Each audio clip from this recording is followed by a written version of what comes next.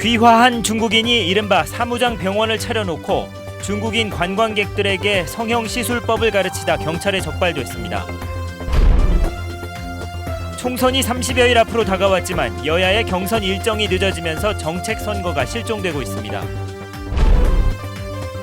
32년 만에 폭설로 피해를 입은 농민들이 보상 대책이 현실과 동떨어졌다며 반발하고 나섰습니다.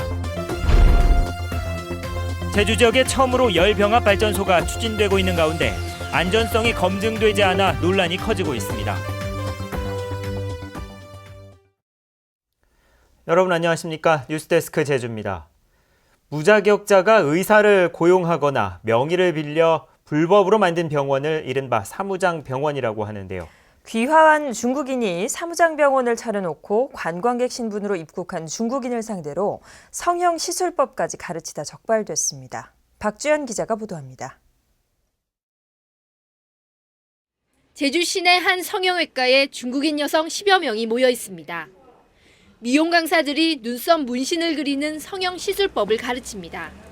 고무판을 놓고 연습을 하다 얼굴에 직접 시술을 해주기도 합니다. 그러니까 저희가 생각하는 고무판처럼 그렇게 힘들지 않아요. 색소가 스면 들어가니까. 귀화한 중국인 35살 판모 씨는 지난해 9월 한국인 의사를 내세워 제주시 노영동에 성형외과를 열었습니다. 그런데 메르스 사태로 중국인 손님이 급격히 줄어들자 무허가 성형시술 교습을 시작한 겁니다. 중국인 250명으로부터 한 명에 180만 원씩 교습비를 받았고 의료기기까지 팔아 5억 원을 챙겼습니다. 이들은 자격이 없는 강사가 불법 성형 시술 교육을 하면서도 이처럼 가짜 수료증까지 제작해 제공한 것으로 드러났습니다. 제주에는 노비자로 입국할 수 있다는 이점을 이용해서 한국에서는 화장술이 뛰어나기 때문에 중국인 여성들을 모집해서 경찰은 사무장 병원을 개설한 판 씨와 명의를 빌려준 의사 35살 유모 씨 등 6명을 의료법 위반 혐의로 입건했습니다. MBC 뉴스 박주연입니다. 부동산 중개업 등 목적 외 사업을 한 농업법인들이 해산 명령을 받게 됩니다. 제주도는 지난해 12월부터 목적 외 사업을 등기한 203개 농업법인에 대해 변경 등기하거나 일반 법인으로 전환하도록 했지만 121개 법인이 따르지 않았다고 밝혔습니다. 이에 따라 제주도는 다음 달에 법원에 해산 명령을 청구하고 올 상반기에 실태 조사도 실시할 계획입니다.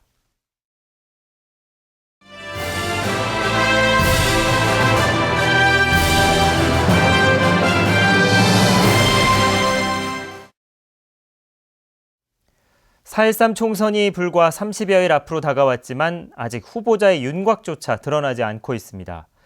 여야의 경선 일정이 늦어지면서 정책과 공약은 사라지고 인물 대결조차 어려워질 형편이 됐습니다. 김현선 기자입니다. 한 달여 앞으로 다가온 4.13 총선. 입 후보 예정자들에게 후보 등록 방법 등을 설명하는 등 선관위의 선거 사무 일정도 바빠졌습니다. 하지만 각 후보 진영은 선거운동 준비를 어떻게 해야 할지 답답하기만 합니다. 선거구 획정 자체가 늦게 이루어진 데다 정당별로 컷오프 결과조차 나오지 않았기 때문입니다. 우리가 어떤 움직임을 해야 될지 아니면 빨리 결정이 나야 어떻게 우리가 움직임을 할 수 있는데 그게 좀 늦어져서 상당히 애로사항이 많습니다. 정책 선거는 기대하기조차 어려운 상황. 차별화된 공약을 제안하고 상대 후보의 정책을 검증하는 데 주력해야 할 시기지만 경선 후보도 정해지지 않다 보니 경선 준비로만 시간을 보내고 있습니다. 정책도 준비를 해야 되고 다른 부분이 더 시간이 투자되면 좋은데 지금은 경선을 모두 신경 써야 되니까 여론조사 이런 부분도 지금 다 신경을 쓰고 있어서 저희 사무실에서도. 여야는 이번 주에 경선 후보를 결정할 예정이지만 최종 후보는 후보 등록 기간이 다 돼서야 확정될 것으로 예상됩니다. 이번 총선에서 9대1의 가장 높은 경쟁률을 기록하고 있는 제주의 경우 정책 대결은 고사하고 인물 대결마저 어려워지겠다는 볼멘 소리가 나오는 이유입니다. MBC 뉴스 김현선입니다. 지난 겨울 32년 만에 폭설로 농작물이 얼어버리는 바람에 농민들의 피해가 컸습니다. 그런데 보상 대책은 현실과 동떨어져 농민들이 반발하고 있습니다. 이소현 기자입니다. 수확이 한창이어야 할 무밭. 한파와 폭설로 얼어버린 무는 새카맣게 변해 성한 것이 없습니다. 재대책법에 따라 피해 농가에 지원되는 대파비는 3.3제곱미터에 500원. 농지 임대료의 4분의 1 수준이고 밭을 갈아엎을 인건비도 충당하기 어렵습니다.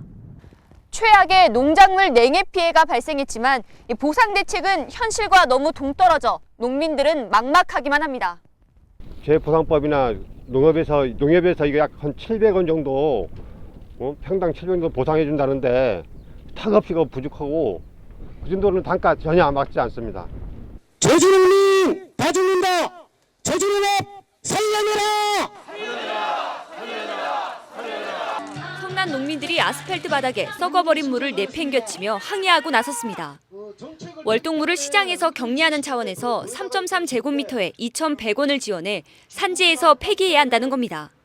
우리가 2,100원이라는 돈은 최저비용입니다. 우리가 농사를 지을 때는 평당 5,000원 정도 들어요. 그러면은 나름대로 자재비용 그거에서 2,100원을 했는데 그러면 어느 정도는 금액을 절충하면서 농민들은 냉해로 2차와 3차 피해가 예상되는 감귤 농가에도 장기 대책을 마련하는 등 현실에 맞는 특단의 대책을 마련하라고 촉구했습니다. MBC 뉴스 이소연입니다. 제주지방에는 내일 오후까지 20에서 60mm의 비가 오겠고 산간에는 1에서 5cm의 눈이 쌓이겠습니다.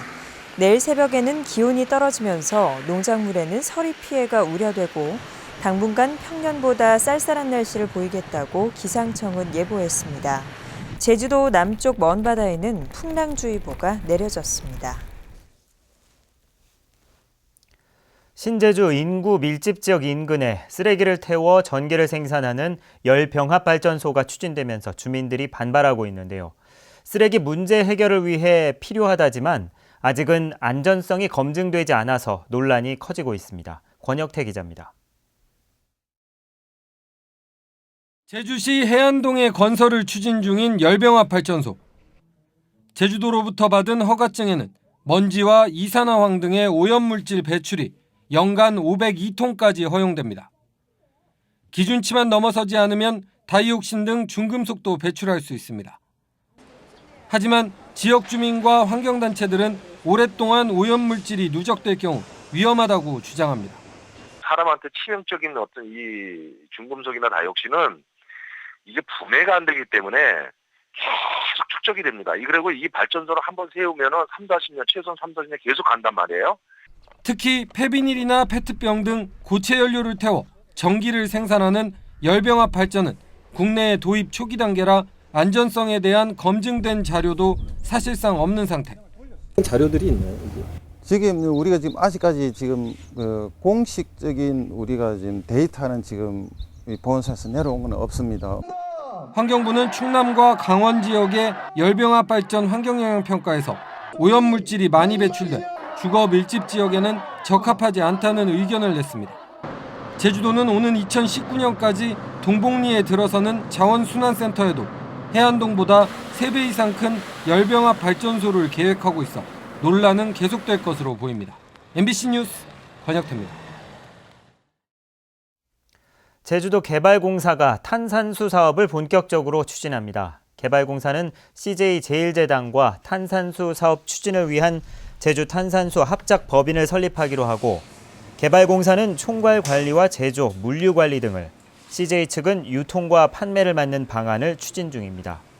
이에 따라 개발공사는 총 자본금의 60%를 출자하는 내용의 제주도 개발공사 다른 법인에 대한 출자 동의안을 오는 16일 개회하는 도의회에 제출할 예정입니다. 생활고 때문에 15년 동안 동굴에서 살아온 40대 남성이 순찰 중이던 경찰에게 발견됐습니다. 제주 동부경찰서는 지난 2일 제주시 월평동 화북천 인근 동굴에서 47살 정모 씨를 발견해 아라동 주민센터에 인계했다고 밝혔습니다. 정 씨는 15년 전 부산에서 제주로 온 뒤 동굴에서 혼자 살아온 것으로 알려졌는데 제주시는 긴급 생계자금과 임시주택을 마련해줬습니다.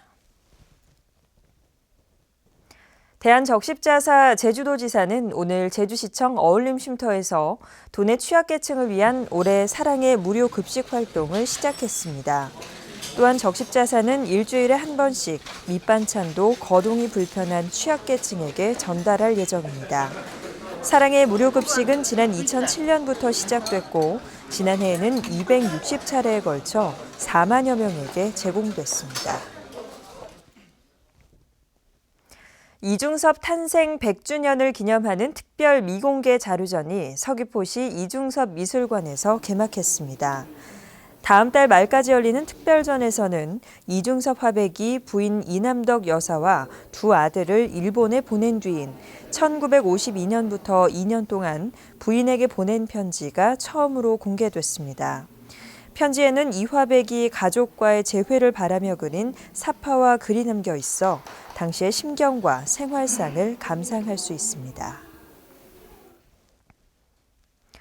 서귀포시 강정마을회는 논평을 내고 더불어민주당은 윤종기 전 인천지방경찰청장을 공천에서 제외하고 사과하라고 요구했습니다. 강정마을회는 더불어민주당이 지난 2011년 9월 강정마을 공권력 투입의 현장 책임자인 윤종기 전 청장을 인천 연수을 지역의 전략공천에 당의 정체성이 의심받게 됐다고 주장했습니다. 제주를 찾는 관광객 가운데 체류 일수는 내국인이 길지만 지출 경비는 외국인이 많은 것으로 나타났습니다.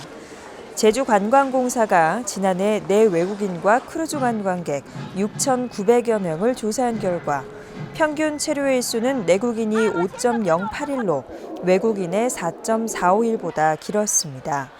반면 1인당 지출 경비는 외국인이 183만 원으로 내국인의 57만 원보다 3배 이상 많았습니다. 제주관광경찰의 활동 효과가 높은 것으로 나타났습니다. 제주도 자치경찰단은 지난달 1일 관광경찰과를 신설한 뒤 한 달간 외국인 무단횡단과 무자격 관광 통역 안내 등 49건을 적발해 지난해 같은 기간보다 단속 실적이 3배 이상 늘었다고 밝혔습니다. 관광경찰은 이달 중순부터 기마경찰과 함께 관광지 주변에서 기초질서 확립 캠페인을 전개할 계획입니다. 제주 지역에서 발생한 화재 4건 가운데 1건은 담뱃불 부주의 때문에 발생한 것으로 나타났습니다. 제주도 소방안전본부는 최근 3년 동안 발생한 화재 1,057건 가운데 25%인 269건이 담뱃불 취급 부주의로 인한 화재였다고 밝혔습니다. 또 올 들어 발생한 화재 112건 가운데 담뱃불 부주의로 인한 화재가 13건에 이르는 것으로 조사됐습니다. 뉴스데스크 제주였습니다. 고맙습니다.